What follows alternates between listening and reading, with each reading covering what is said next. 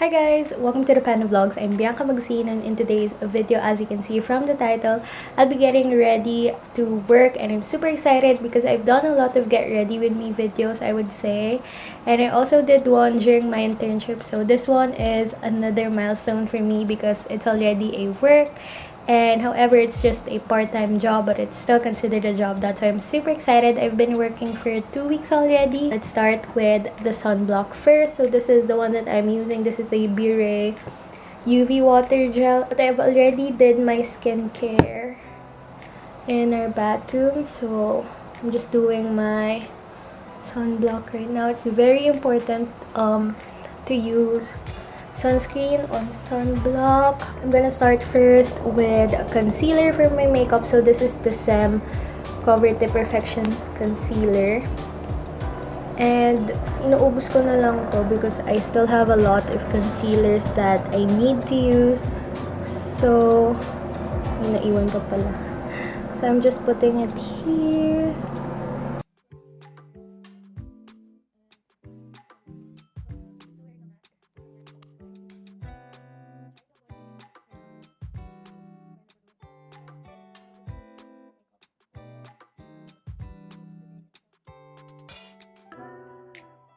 And then I'll be using this Alana Minerals Pressed Mineral Foundation. Tama ba? Yeah, PMF. So this is the one that I'm using. I am in the shade Hazelnut. So I like to use this on an everyday basis. Sometimes I don't even put on concealer anymore, to be honest. Kasi nga, naka-mask na lang. But I really need to have another layer of SPF, and also it helps mattify my skin since pag naka-mask nga, nag-oily pa din yung face ko. So this really helps control that oiliness, and it gives some coverage, I would say. Now, for the blush, I am still in love with this Deviant. As in, I don't know if I'm ever gonna move on to a different blush because I still love this. Now, let's move on to the brows, but I already did my eyebrow makeup tutorial or eyebrow routine, so I'll just link it down in the description box and the iCard above here, so you can just check that out. So guys, in reality, if I'm not filming, I am just watching YouTube or Netflix. By the way guys, look at my cute tumbler. It's from Teami Blends, and as you can see, iba yung color ng coffee ko because I added Beauty Butterfly Collagen to it kasi I feel like there's something lacking with my skincare routine. I would say, well, my routine or my skincare routine, I've been consistent with it, pero feeling ko may kulang pa din. Kaya parang hindi pa din masyadong nag-i-improve yung skin ko and my hair. I feel like I need to take something just like a collagen. So I don't want to take medicine or like yung mga tablets because I'm scared sa effects niya sa kidney ko. So as much as I can, I don't really take tablets. So I'm super happy that I found a collagen in a powder form that I can just mix with drinks and stuff. So wait, I'm just gonna get it. So this is how it looks like. This is the Beauty Butterfly Collagen, and this is actually just a supplement. So when you open it, this is how it looks like. Ayan. As you can see, bawas na siya. And I've been using it for less than a week, I would say. And it also comes with a scoop already, if you didn't see. Ayan. So 1 scoop is enough for a day. So 1 scoop is equivalent to 10 grams of collagen. So you can just mix it with your drinks. So this is actually my second cup of coffee already for today, because I take 1 in the morning and then my midday coffee. So if I have work in the afternoon, I take it before I go to work. But if I have work in the morning, I take it during the afternoon when I'm home. To be honest guys, nung inopen ko to the first time, I was turned off by the fishy smell.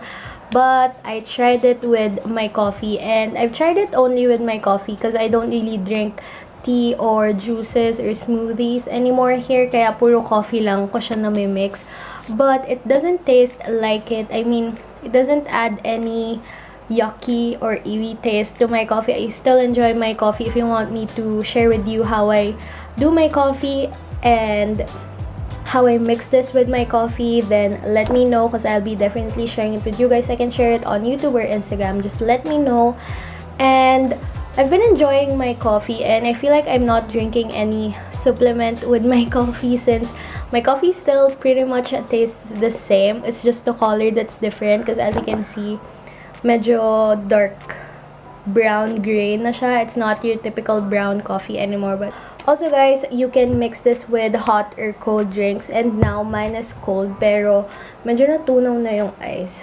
But anyway, I drink it with either hot or cold coffee and it doesn't matter. And also I have a discount code for you guys, which is BiancaM20. I will be linking it down in the description box below. Now let's move on to our hair. I take a bath the night before, but since my work is at 3 PM, I decided to take a bath ngayong morning. And then finally, I found this one again. As in dati ginagamit ko to. Tapos hindi na siya available sa Philippines. As in wala akong makitang nagbebenta na nito sa MOA. Like lagi siyang out of stock. So buti na lang nakita ko to sa Ulta. And then it was on sale. So that's really nice. Madami siyang benefits sa hair mo. So ayan, it has 10 benefits. There. That's why it's called the 10-in-1 leave-in spray. Because there's an Ulta sa mall na nag-work ako. Ay, by the way guys, I'm working part-time at H&M. I'm super happy kasi I get 25% discount. So, feeling ko dadami pa yung haul natin na H&M. To dry my hair, this is the one that I'll be using. This is the Revlon one. I completely forgot what it's called because I got this nung December pa, nung nagpunta kami dito sa States. Pero iniwan namin siya kasi 110 siya. So, hindi ko siya magagamit sa Philippines. Kaya, ngayon ko na lang siya ulit nagagamit dito. And actually, I got this for $40 to $60, I think. I don't remember exactly how much.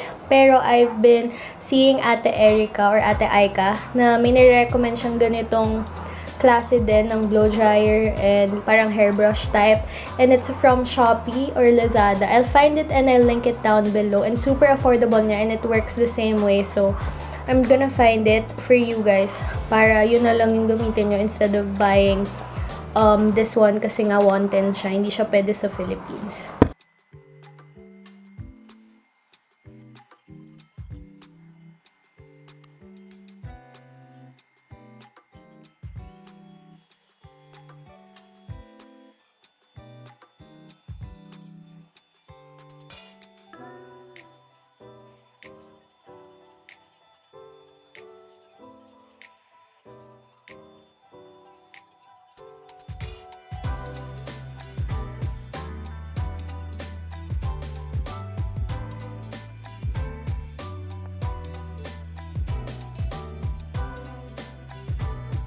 So, I'm done with my hair. As you can see, dry already. And grabe, tingnan niyo yung color ng hair ko. Tatlo na yung kulay. But anyway, I'm just gonna do my mascara. I usually do my mascara after I blow dry my hair. Kasi diba may heat yun. So, ang tendency, parang nagre-run yung mascara pag naiinitan. So, that's why I do it after I blow dry my hair.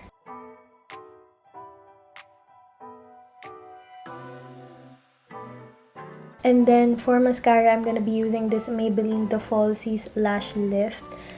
And I saw this from John Ray. And buti na lang.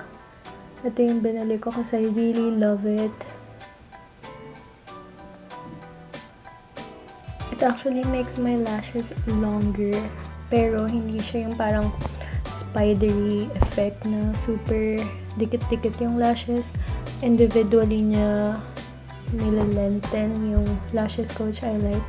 And also, it holds the curls pretty much entire work ko. So, it's really nice kasi parang gising ako. So, ayan guys, from no lashes to that lashes. I'm super happy kasi wala talaga akong lashes.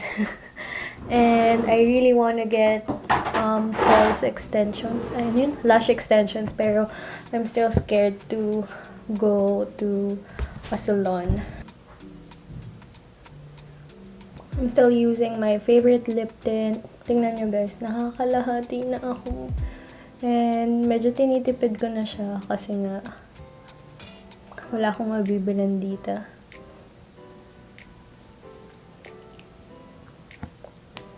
There you go. It looks very, very natural lang. And then, I'm just gonna put on some accessories or jewelry. So, I got this from... Saan ko nga ba ito nakuha? Home Goods. Kasi I've been looking for a jewelry holder that looks like this. Kasi, ang dami ko nakikita kila Ray, kila Ate Tony. Kaso, lahat sila from Lazada. Wala namang Lazada dito. So, buti nakakita ako sa Home Goods.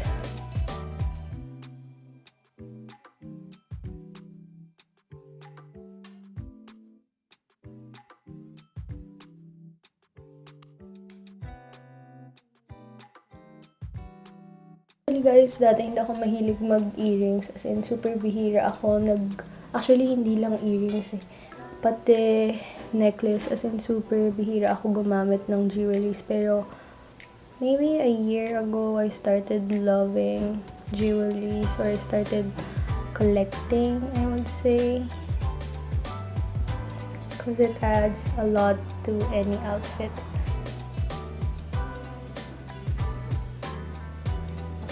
So, there.